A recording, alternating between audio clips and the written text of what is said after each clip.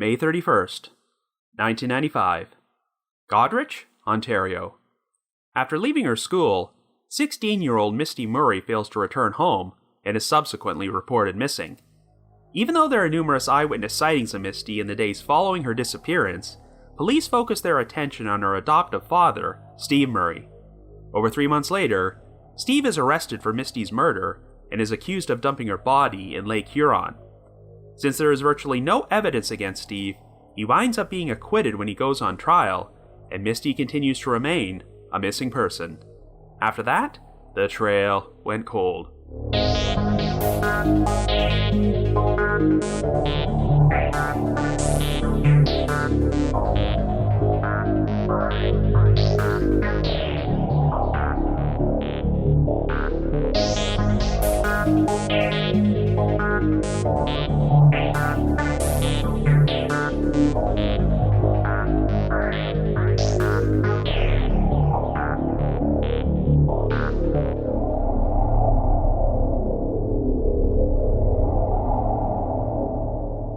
Hello everyone, and welcome to our latest episode of The Trail Went Cold. I'm your host Robin Warder, and we're going to be returning to our podcast's home country of Canada to cover an unsolved missing persons case involving a teenage girl, the 1995 disappearance of Mistie Murray. It's been a while since we've covered a Canadian case on The Trail Went Cold, and I'm sure some of you may have performed a double take when you saw the title of this episode, because as you're probably aware, the disappearance of Maura Murray might be the most famous missing persons case of the modern era. Well, even though it's nowhere near as well known, the disappearance of Mistie Murray is pretty unusual in its own right and has a number of twists and turns. After a difficult childhood in which she was given up by her birth mother, Mistie was adopted at age 4 by a couple named Steve and Anne Murray. And no, before you ask, this was not the famous Canadian singer Anne Murray. While they had their ups and downs, Mistie's relationship with her adoptive parents was generally good, but after she went missing, the local police began to suspect that Steve Murray had killed Mistie, and even though her body was never found, he wound up being charged with murder.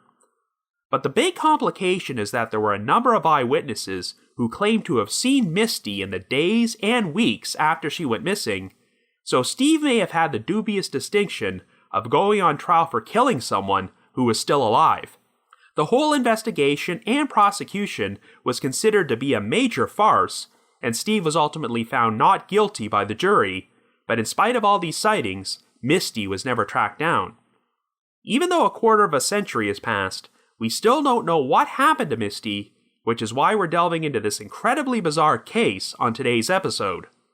However, before we get started, just a quick reminder that The Trail Went Cold is a weekly podcast, which is currently available for download on several platforms, including Apple Podcasts, Stitcher, Google Podcasts, and Spotify.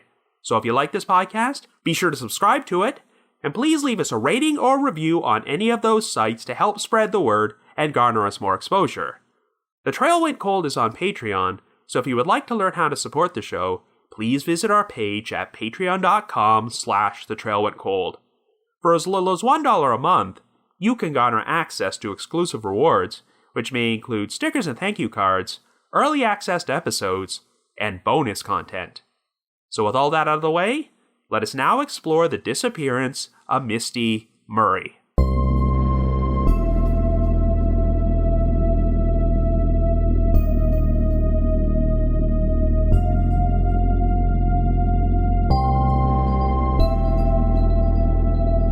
Our story begins in 1995 in Goderich, Ontario, Canada, a town of approximately 7,500 people located on the eastern shore of Lake Huron. Our central figure is 16-year-old Mistie Nicole Murray, who currently lives with her adoptive parents, Steve and Anne Murray, who also have 2 sons. Mistie was originally born in Nova Scotia as Jean Marie Oldfield on October 28, 1978, but her early childhood was a turbulent one, as her single biological mother, Darlene Oldfield, moved around a lot due to struggles with poverty and substance abuse issues.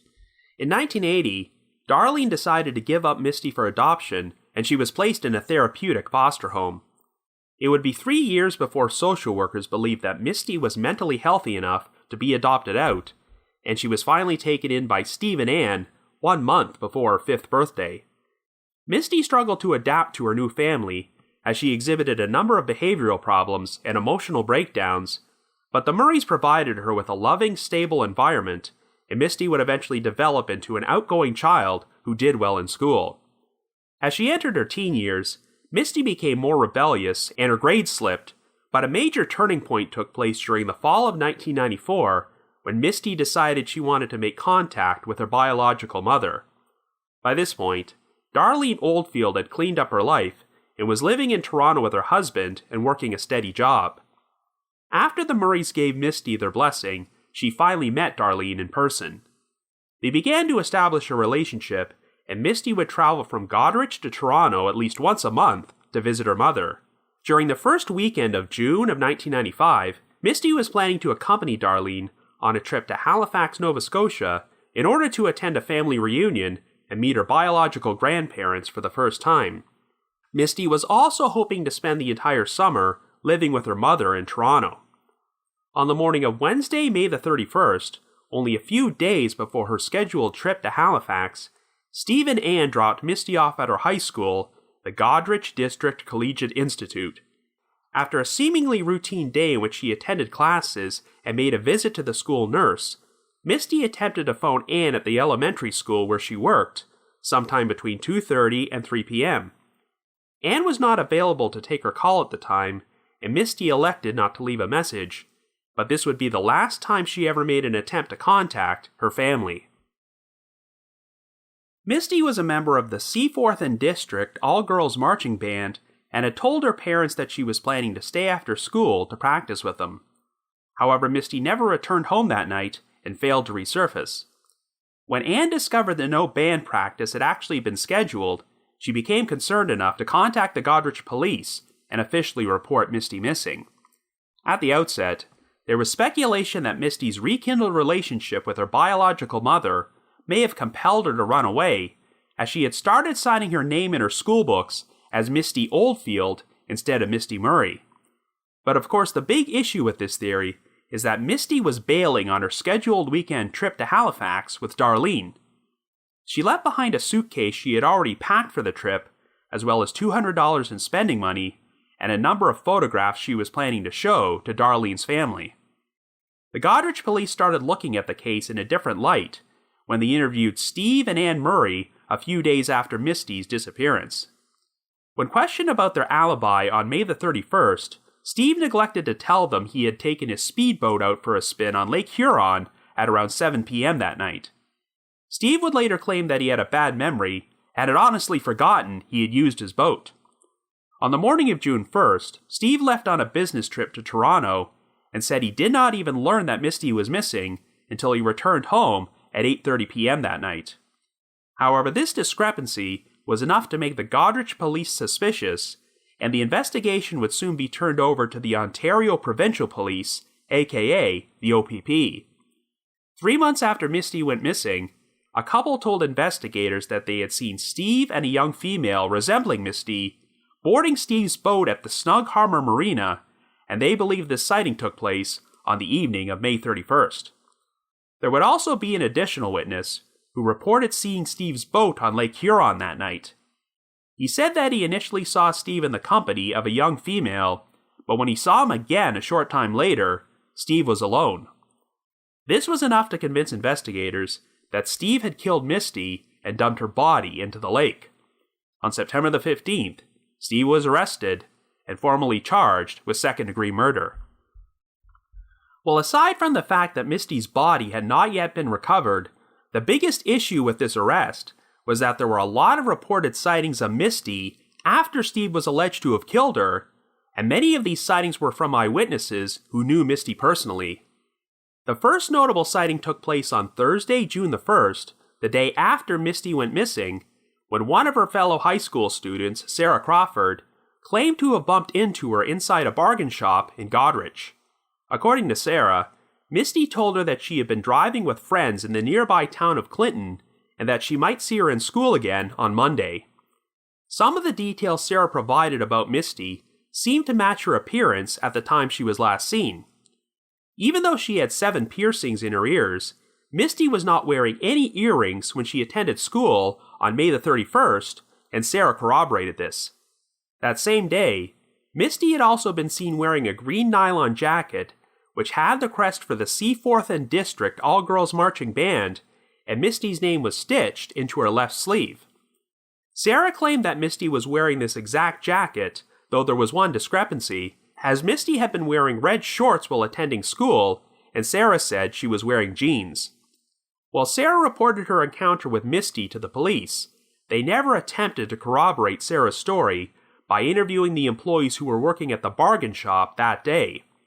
Misty's claims about driving to the town of Clinton, located 20 kilometers away from Goderich, seemed to gain more traction when numerous eyewitnesses reported seeing her there that weekend. 3 more of Misty's fellow high school students told police that they saw her walking along Highway 8 from Goderich to Clinton on the evening of Friday, June the 2nd. Since Misty had been seen near a bus stop, police believe they might have mistaken her for Misty's best friend, who had caught a bus from Clinton that same day, but the problem is that the friend's bus had already left hours before this sighting took place, and these students accurately described the same green nylon band jacket Misty had been wearing. A 4th student also recalled seeing Misty in Clinton that night, and even said that he honked his horn at her as he drove past. If that wasn't enough, another student who was a member of the marching band claimed she saw Misty at the Clinton Fair on the evening of Saturday, June the 3rd, and once again, she also described the distinct green jacket Misty was wearing. The student said that Misty was hanging around with a group of people she didn't recognize, and she also looked extra hard to make sure it was Misty because she was under the impression that Misty was traveling to Halifax that weekend. Additional sightings were provided by 2 employees at the Clinton Fair who saw a girl matching Misty's description with 2 other girls that same night. One employee said he distinctly remembered the sighting because one of these girls was so drunk that he wouldn't allow her on the ride he was operating. However, the Goderich police never informed the Murrays about these sightings in Clinton, and specifically told them that Misty had not been seen outside of Goderich. They also neglected to share this information with Child Find, the top organization in Canada for locating missing children. There were additional reported sightings of Misty in Goderich with a man named Jeremy Cook. Now, details about this are very vague, and I'm not sure of Jeremy's exact age, but sources describe him as a quote-unquote adult male who was involved in a sexual relationship with Misty. When questioned by police, Jeremy claimed that the last time he saw Misty was when he cashed his welfare check and paid his rent on May the 30th, the day before she went missing. However, bank records showed that these transactions actually took place on May the 31st, and 2 witnesses, including a woman who worked in a shop located below Jeremy's apartment, claimed that they saw Misty in the apartment stairwell on either the 31st or June the 1st. According to her guidance counselor, Misty also had an ex-boyfriend who was very possessive and she felt threatened by him. In the weeks following the sightings of Misty in Goderich and Clinton, a number of eyewitnesses would report having seen a girl matching her description in London, Ontario, located 100 kilometers southeast of Goderich. Many of these witnesses reported seeing her at the corner of Dundas and Adelaide Streets, which was known for being a location where street children often hung out. Misty was also seen in the company of older people who were known for their associations with drugs and sex work, and she was described as looking strung out. Once again, before Steve was arrested for murder, the police never informed the Murrays about these sightings of Misty. Steve and Anne only learned about them after they were reported in the media, which prompted them to travel to London to perform their own independent investigation. At one point, the Murrays spoke with a local pool hall owner who confirmed having seen Misty, but said that after her disappearance started generating publicity, Misty's pimp helped her move out of the area. After receiving a call at a residence from someone who claimed to have spoken with Misty, Darlene Oldfield also decided to perform her own independent investigation. She spoke to some street people in Toronto who said they interacted with Misty shortly after the time period she was believed to have left London. She was apparently now going by the name Jean Marie, which happened to be Misty's original birth name, but that detail had never been released publicly. Darlene also spoke to some Toronto police detectives who recalled seeing Mistie begging on the streets, but they did not realize who she was until they saw her missing poster at a later time, and they were unable to track her down. Steve Murray would go on trial for Mistie's murder in May of 1997, but the Crown prosecution would face a major uphill battle since they had no body, no murder weapon, or any real motive for the crime. The police had also performed a thorough search of Steve's speedboat, but were unable to find any physical evidence which suggested that foul play had taken place. The defense's argument was that no murder had even taken place at all, as they presented no less than 97 eyewitness sightings from people who claimed to have seen Mistie alive after Steve was alleged to have killed her on May the 31st. 8 of these witnesses would take the stand to testify at the trial, and the defense presented signed affidavits from 11 witnesses, none of whom were ever interviewed by police, who swore they had seen Mistie in London in the weeks following her disappearance. The Goderich police were presented as being woefully inexperienced with handling missing persons cases, and before the investigation was turned over to the Ontario Provincial Police, only one officer had been assigned to Mistie's case part-time. As a result, most of the sightings of her in London and Toronto were disregarded and never followed up on.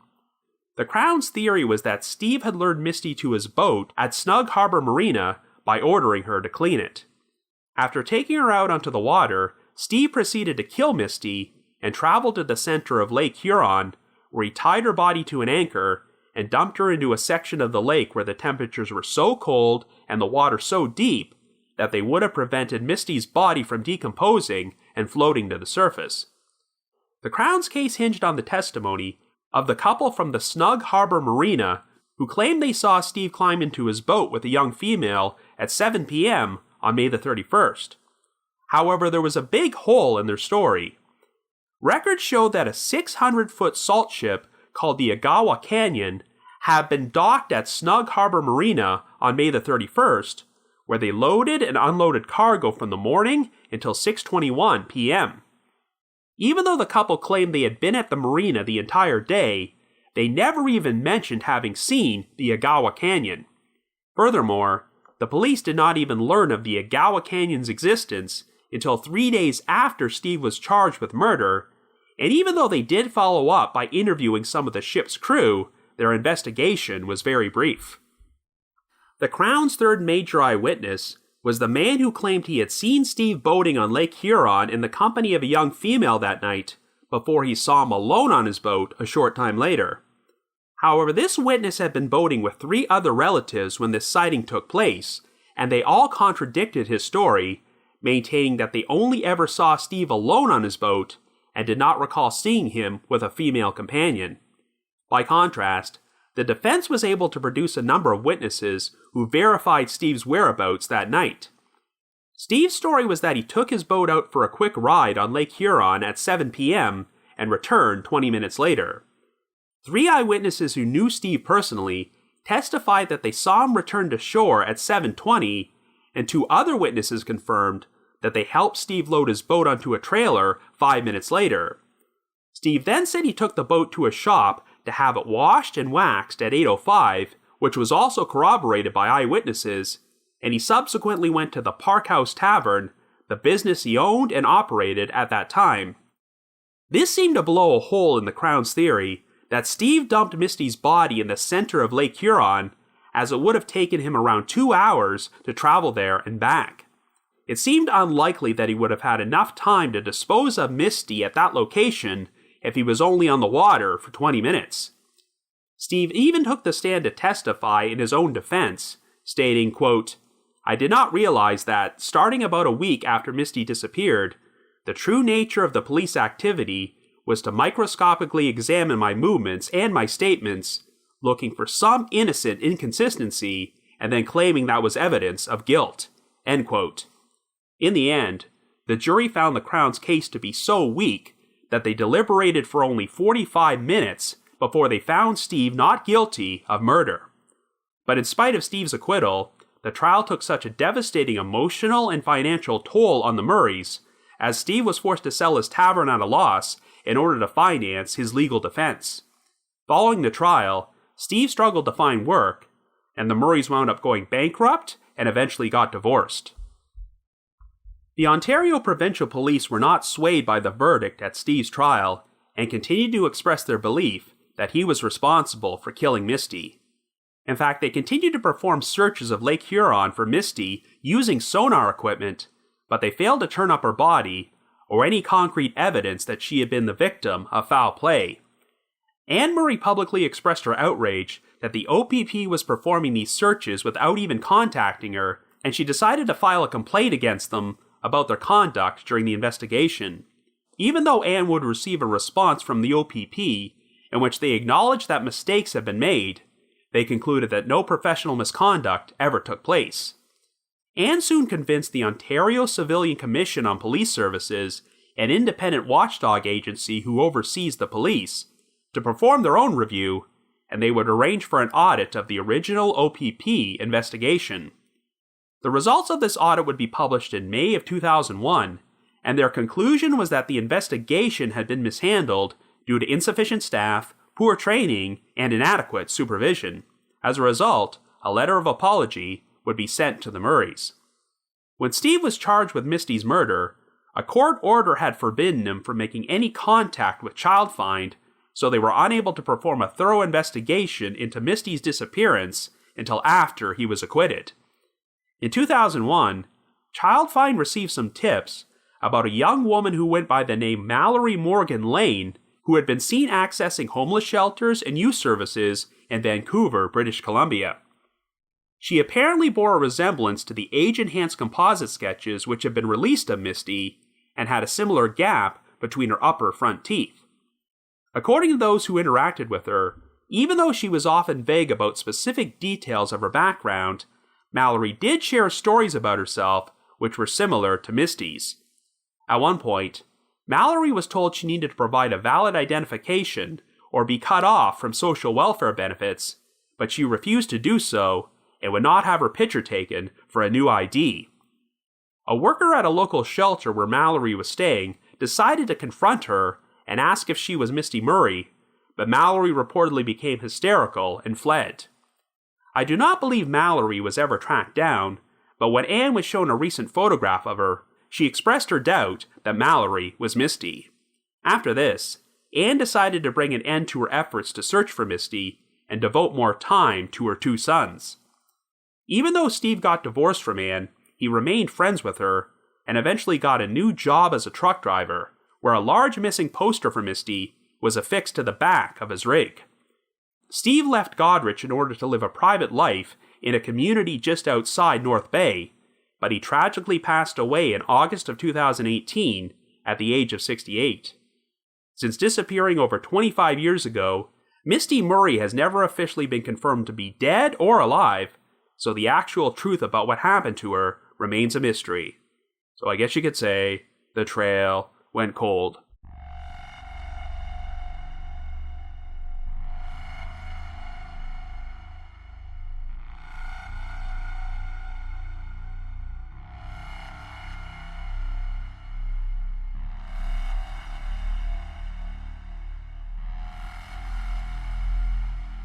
Okay, I've covered a lot of missing persons cases on this podcast involving young people, where I was very critical of the police investigation, as they would often write off the victim as a runaway without exploring the possibility that they may have been victims of foul play.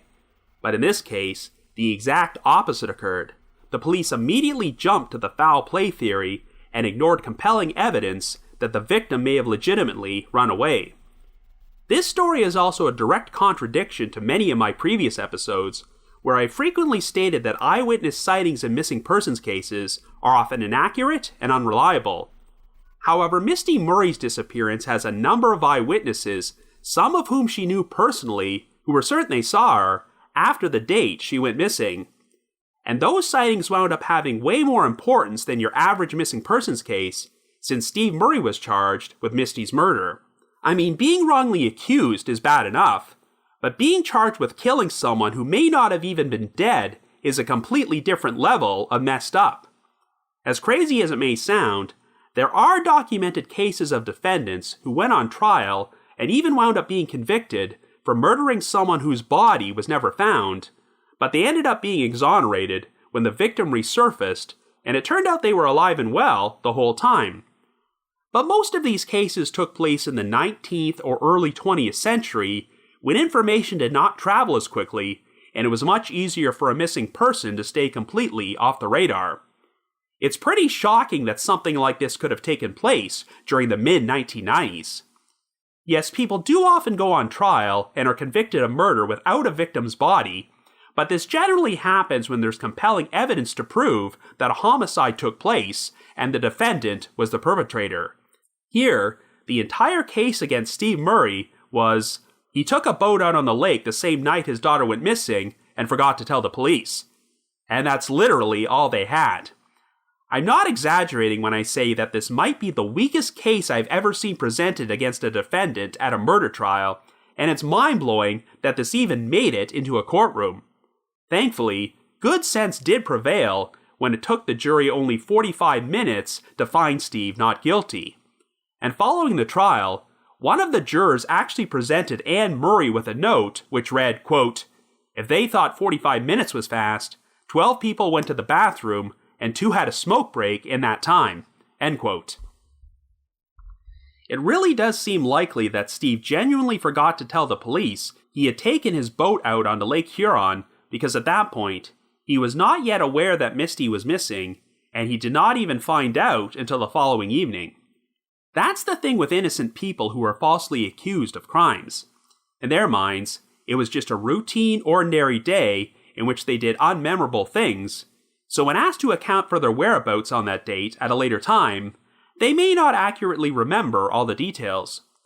The only piece of evidence to indicate that Steve might have used this opportunity to commit murder is the eyewitness testimony from the couple, who said they saw Steve boarding his boat at the marina with a young female on the evening of May 31st. But the problem is that even though Mistie's disappearance was big news in the area, the couple did not actually mention seeing her until they were contacted by police 3 months after she disappeared. I'm not saying they were intentionally lying, but I think there's a good chance that they had seen Steve and Mistie boarding the boat on a previous occasion and got mixed up about the date.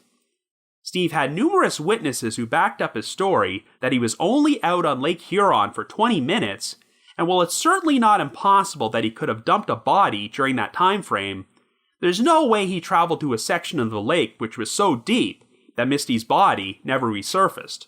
Even though I grew up in southern Ontario, I surprisingly don't remember hearing about this case too much in the media when it originally happened, though I have actually been through the town of Goderich on a couple of occasions. In fact, the nearby town of Clinton, where Mistie would be seen following her disappearance, is the site of one of the most famous crimes in Canadian history, the 1959 murder of 12-year-old Lynn Harper. A 14-year-old friend named Stephen Truscott would be charged and convicted of her murder and sent to the Huron County Jail in Goderich, but he was fully exonerated of the crime decades later. In both that case and the disappearance of Mistie Murray, the investigators were heavily criticized for having tunnel vision, and it was obvious that the Goderich police were ill-equipped to handle Mistie's disappearance. Once they became convinced that she was murdered by their adoptive father, nothing was going to change their minds, and they deliberately ignored dozens of sightings which seemed to indicate that Mistie was still alive somewhere. It's particularly frustrating that the police still refused to change their stance following Steve Murray's acquittal, as they continued to waste a ton of time and resources searching Lake Huron for a non-existent body instead of pursuing other leads. But of course, if Mistie was found alive and recovered safely, then it would have been a major PR disaster for the investigators, since this would now prove that they charged an innocent man with a non-existent murder. Even after Steve passed away in 2018, Wally Baker, a retired OPP detective inspector who led the original investigation, stated, quote, "I definitely wouldn't have charged him if I thought he wasn't guilty." Hell, the Ontario Provincial Police website has a missing persons profile page for Mistie Murray, which contains this line, quote, "There have been no credible sightings of Mistie since May the 31st, 1995. It is very likely that Mistie was the victim of foul play on or about that date," end quote. So it's clear that they are just absolutely refusing to change their original murder narrative. And here's another story which will make you even more angry with them. During the week prior to her disappearance, Mistie had written a letter to her adoptive parents in which she apologized for being such a difficult daughter at times, thanking them for their love and asking for their forgiveness. It read, quote, "If I were you, a long time ago, I would have given up on me, but I know you love me. Your daughter forever always, Mistie Nicole Murray," end quote. Well, after Mistie went missing, Anne turned this note over to the police, but they refused to give it back. When she filed a formal complaint against the OPP years later, they told her that if she dropped it, they would be willing to give the note back. It's also worth mentioning that some of the witnesses who claimed to have seen Mistie alive following her disappearance would face their own legal trouble. One of them, a 17-year-old girl, testified that in June of 1995, she struck up a conversation with a teenage girl she met at a mall in London who told her that she was a runaway named Mistie.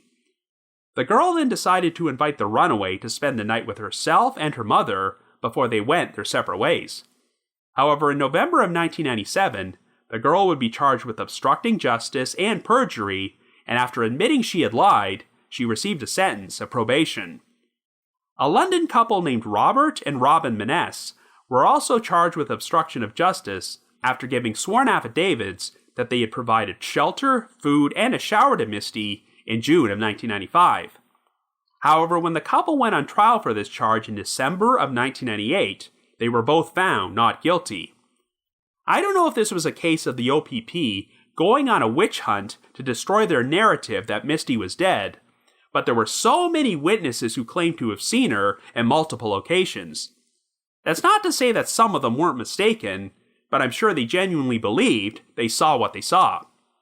It's sad to think that if Mistie really was a runaway who was living on the street and had got mixed up with drugs and sex work, she might have been rescued if these sightings were properly investigated.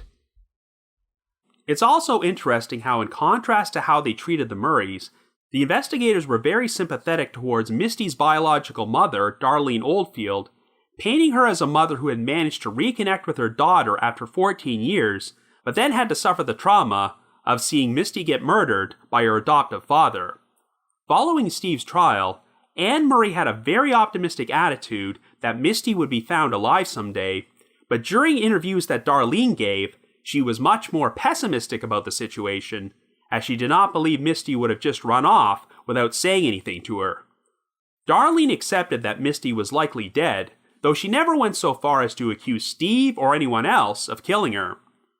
Investigators may have been attempting to plant the seeds that Steve had become jealous that Mistie was reconnecting with her mother and developing a close relationship with her.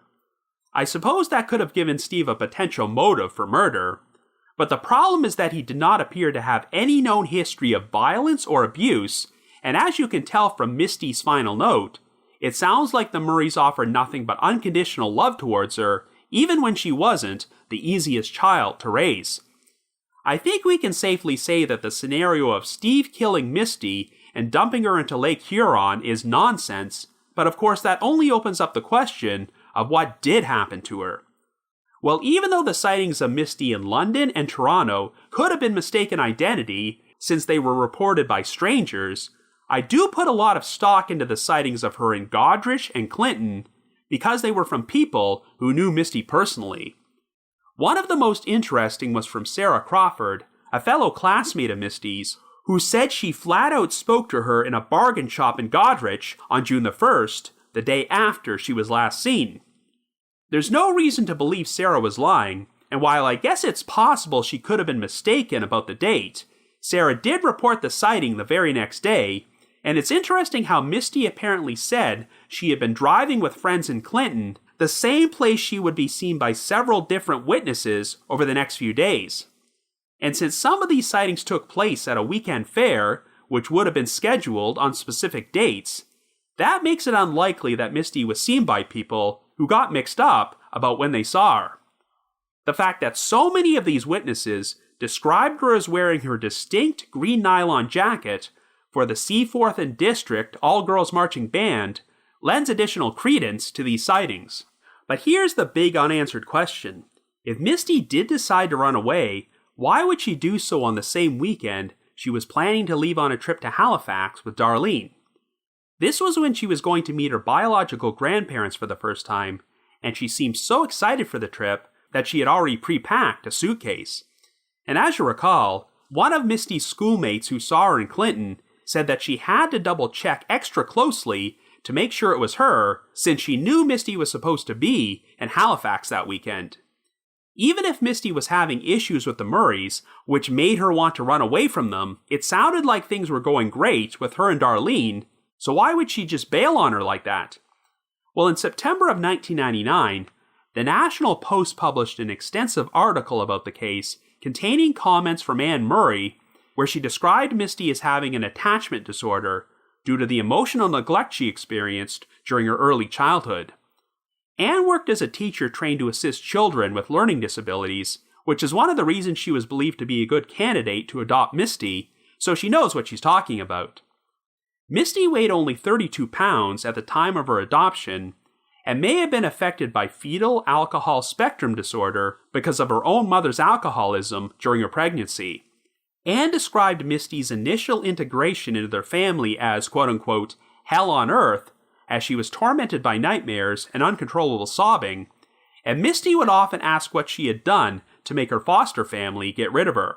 While it sounds like Mistie's reunion with Darlene had been nothing but good for her, you have to wonder if she still had it in the back of her mind that her mother had given her up for adoption when she was an infant, and she feared that she might get abandoned again.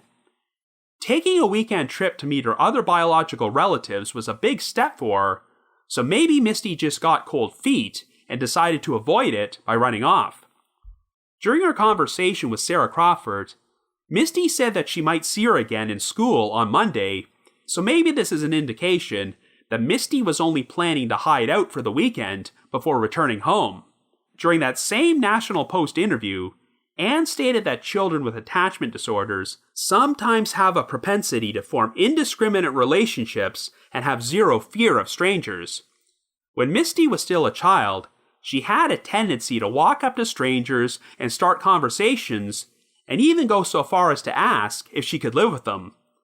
So what if Mistie crossed paths with a manipulative person who somehow convinced her to run away with them? Most of the sightings of her in London described her as looking like a street girl, and at least one witness claimed that Mistie was in the company of a pimp, so perhaps the wrong person lured her into drugs and sex work. We know that the last confirmed sighting of Mistie took place on the afternoon of May the 31st, when she attempted to phone Anne from her high school but was unable to reach her, and it's never been determined what the purpose of this call was intended to be. Some of the sources specifically state that Mistie visited the school nurse that day for, quote-unquote, reasons not made public. Obviously, I can understand them not disclosing any details for privacy reasons, but you have to wonder if the visit to the nurse might have been what compelled Mistie to make that call to Anne, or had any influence on her decision to run away. Mistie had told her parents she was staying after school for band practice, even though there was no practice scheduled that day, so she probably had something planned which she felt the need to lie about. So this leads us to the big wild card in this story, Jeremy Cook, who was supposedly in a sexual relationship with Mistie at the time of her disappearance. While the sources describe Jeremy as an adult male, the age of consent in Ontario for non-exploitive activity is 16, which was Mistie's age. But given that details about Jeremy are very limited, I can't say with 100% certainty that he played a non-exploitive role in Mistie's life. We know that there was a discrepancy in Jeremy's story that he last saw Mistie on May the 30th, even though two witnesses reported seeing her at the location of Jeremy's apartment on May the 31st or June the 1st. If Mistie had been planning to go see him after she left school, then you can understand why she would lie to her family about having band practice. I know it's tempting to theorize that perhaps Mistie discovered she was pregnant during her visit to the school nurse, and Jeremy was the father, which definitely provides a potential explanation for her going into hiding and missing out on her weekend trip to Halifax.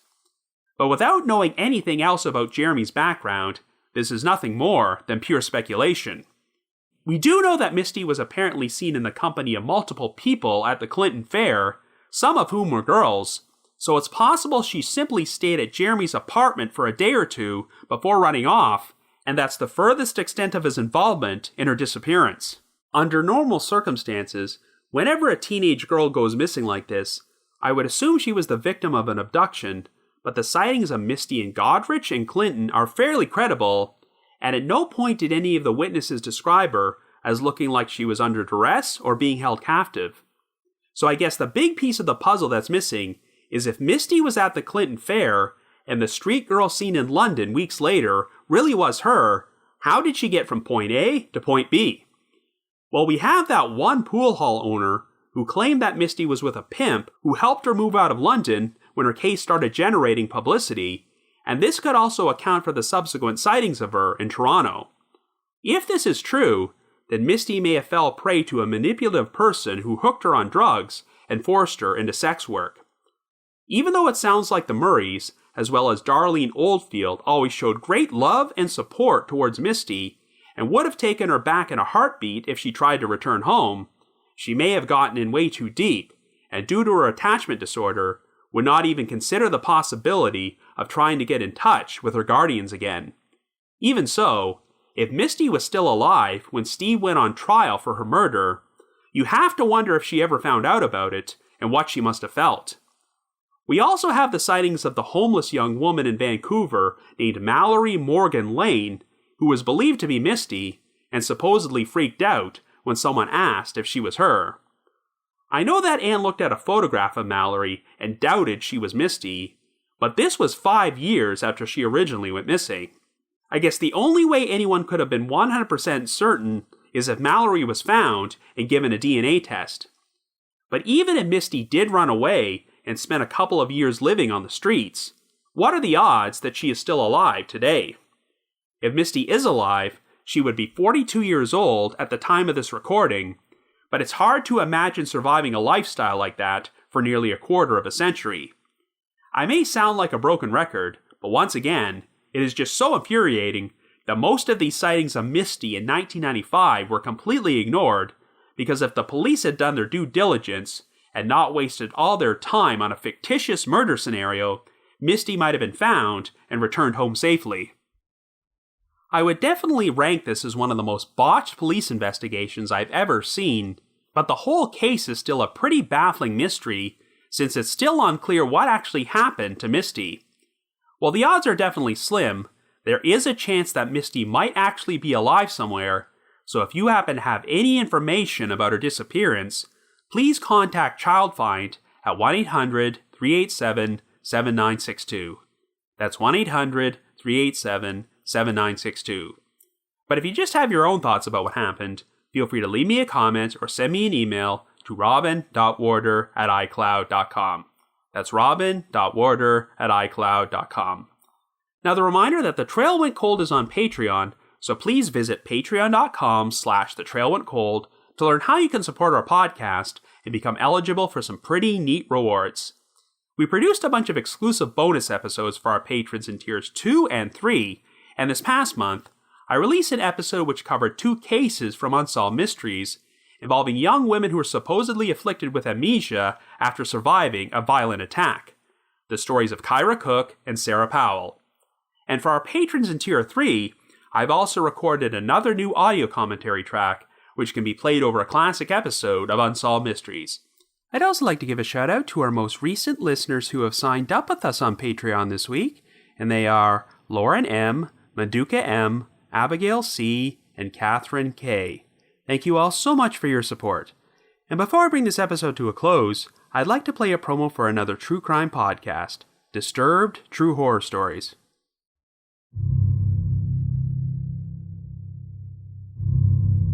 Derek's face was stony and etched with rage as he sat in the dark cab staring at my house.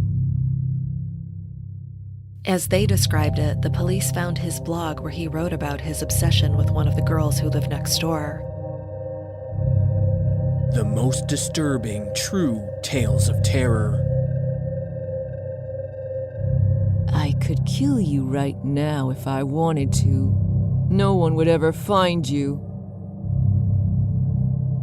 Israel Keyes, most known for murdering an underage girl in Alaska, dismembering her body and dropping the pieces into a frozen lake. Featuring narrations by the best in the business. She grabbed me by the throat and by my hair and pushed me under the water again. I can honestly say I have never been so scared in my life. I'm your host, Chad. Join me every Thursday on Disturbed True Horror Stories in your favorite podcast app or online at disturbedpodcast.com for the most immersive true horror experience.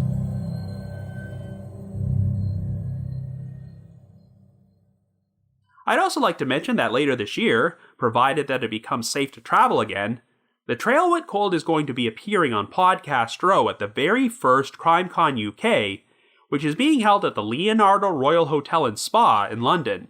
I had previously stated that CrimeCon UK was set to take place on the weekend of June 12th and the 13th, but due to restrictions, they have now elected to postpone it until the weekend of September the 25th and 26th, so fingers crossed that it will still happen as planned. If you would like to purchase tickets to the event, we have a special promo code you can use to get a 10% discount. So to receive 10% off, visit crimecon.co.uk and enter the promo code COLD21. That's COLD21. In addition, I also wanted to provide another reminder that I hold live streaming sessions on a platform called Get Vocal. Every Thursday night from 7 until 8 p.m. Eastern Time, I hold what is essentially an after show for each week's podcast episode, where I have an interactive discussion about the featured case from said episode and answer questions and address comments from listeners. I always include a link to these sessions in our show notes, so be sure to check there for more information or visit getvocal.com. That's GETVOKL.com. I just wanted to give another shout out to my supporters at the Unsolved Mysteries message board at the Sitcoms Online forum and the Unresolved Mysteries subreddit. I need to provide a big thanks to Miguel Foote, who edits and assembles this podcast together for me, and Vince Nitro, who composes the eerie music you hear on every episode. If you haven't already, you can like us on Facebook, follow us on Twitter, or leave us a rating or review on Apple Podcasts, Stitcher, Google Podcasts, or Spotify. So have yourself a good week and join us next Wednesday for another brand new episode of The Trail Went Cold.